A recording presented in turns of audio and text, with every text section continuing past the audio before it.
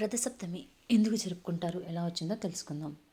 మాఘశుక్ల మాఘమాసం శుక్లపక్షం సప్తమి తిథి నాడు ఈ పర్వదినం వస్తుంది. దీన్నే రథసప్తమి అని కూడా అంటారు.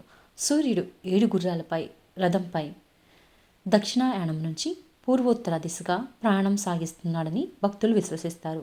అది ఈ రోజు నుంచే ప్రారంభమవుతుంది.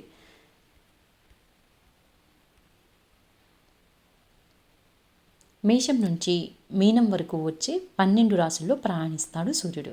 ఈ 12 రాశులను పూర్తి చేయడానికి సూర్యరథానికి ఏడాది సమయం పడుతుంది. సూర్య జయంతి అంటే సూర్యుడు పుట్టినరోజు కాదు, రథాన్ని ఎక్కి సూర్యుడు సాగించే ప్రయాణం ఈ రోజు నుంచి మొదలవుతుంది. ఈ రోజుని రథసప్తమి అని అంటారు.